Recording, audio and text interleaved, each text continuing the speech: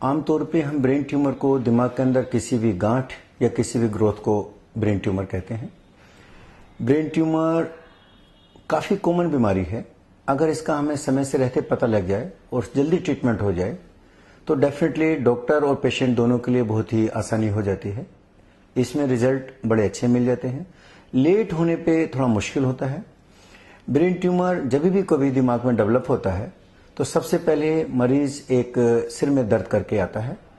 सिर में दर्द यूं तो आमतौर पर साधारण भी हो सकता है, लेकिन जब कभी सिर में दर्द उल्टी के साथ या किसी अंग पे फालिश के साथ या आंख की रोशनी कम के साथ होता है, कभी कभी इसमें एपिलेप्टिक फिट्स के साथ भी हो सकता है, तो ब्रेन ट्यूमर की संभावना बहुत ज्यादा बढ़ जाती है।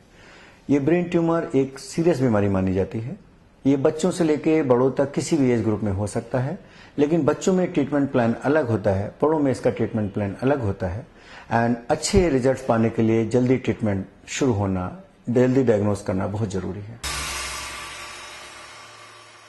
माइग्रेन एंड ब्रेन ट्यूमर का जो हेडेक होता है उसमें डिफरेंस काफी ज्यादा होता है। हम लोग आमतौर पर हिस्ट्री मरीज की लेकर के ये बता सकते हैं कि ये माइग्रेन का दर्द है या ब्रेन ट्यूमर का दर्द है।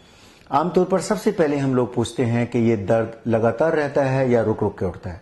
अगर दर्द रुक रुक के, जिसको हम एपिसोडिक हेडेक कहते हैं, ये माइग्रेन के फेवर में जाता है, क्योंकि ब्रेन ट्यूमर का दर्द ये कांस्टेंट दर्द होता है, लगातार दर्द बना रहेगा। उसमें कभी भी ऐसा नहीं हो सकता कि आज दर्द है कल नहीं रहेगा। और ये जो हेडेक है ब्रेन ट्यूमर का लगातार रहता है, दिन प्रतिदिन बढ़ता जाता है जब तक इसका इलाज ना किया जाए। माइग्रेन का दर्द अगर इलाज ना भी करें तो 1, 2, 3, 4 दिन के बाद वो अपने आप ही कम हो जाता है और मरीज कुछ दिन से लेकर के कुछ महीनों तक ठीक हो जाता है और कुछ दिन के बाद फिर सिर में दर्द होता है। कोई भी दर्द जो कांस्टेंट दर्द हो, वॉमिटिंग के साथ आ रहा हो, आंख की रोशनी कम हो या किसी एक हाथ पैर में फालिश का अटैक हो या एपिलेप्टिक फिट्स पड़ रहे हो, तो डेफिनेटली ये ब्रेन ट्यूमर का दर्द हो सकता है। उसमें न्यूरोसर्जन को तुरंत कांटेक्ट करना चाहिए और न्यूरोसर्जन के पास पहुंचते ही सबसे पहला एक काम होता है जो एक सीटी स्कैन से हम लोग इसको प्रूव कर लेते हैं। सीटी स्कैन ये हमें बताएगा कि ये सिर में ट्यूमर है, ब्रेन ट्यूमर है या नहीं है। ब्रेन ट्यूमर अगर है तो उसका बहुत ही जल्दी से इलाज होना जरूरी है।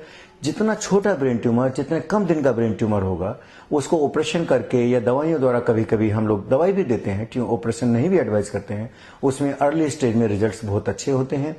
तो इसलिए ब्रेन ट्यूमर की संभावना जैसे ही हो, अर्ली स्टेज में डायग्नोसिस और अर्ली स्टेज में ट्रीटमेंट होना अत्यंत आवश्यक है। उसमें रिजल्ट बहुत अच्छे होते हैं, उसमें मरीज काफी दिन तक के लिए ठीक हो सकता है। अगर ब्रेन ट्यूमर एक बार कंफर्म हो गया है सीटी स्कैन या एमआरआई द्वारा, तो ब्रेन ट्यूमर डायग्नोज होने के बाद उसका ट्रीटमेंट न्यूरोसर्जन द्वारा किया जाना चाहिए। जितना भी जल्दी हो उतना जल्दी न्यूरोसर्जन को कांटेक्ट करना चाहिए। इसका ट्रीटमेंट अधिकतर समय ऑपरेशन ही होता है। शल्य चिकित्सा द्वारा, सर्जरी द्वारा इस ब्रेन ट्यूमर को पूर्णतः निकाला जा सकता है। आजकल माइक्रोस्कोप, एंडोस्कोप और काफी मशीनें हैं, हिस्टेरोटैक्सी एंड फ्रेमलेस हिस्टेरोटैक्सी, बहुत सारी चीजें आ गई हैं जिसको हम सेफली ट्यूमर को निकाल सकते हैं। ऑपरेशन के बाद ट्यूमर पूरा निकाल दिया जाता है, उसको बायोप्सी के लिए भेजा जाता है। बायोप्सी में अगर कैंसर आता है, जिसमें कि कुछ चांसेस कैंसर के होते हैं, कभी चांसेस कैंसर के नहीं भी होते हैं। अगर कैंसर नहीं निकलता, ट्रीटमेंट इज ओवर, सर्जरी की, मरीज ठीक। अगर ट्रीटमेंट में ऑपरेशन के बाद बायोप्सी कैंसर कहती है, तो कैंसर के बाद पेशेंट को रेडियोथेरेपी या कीमोथेरेपी जरूर चलाना चाहिए।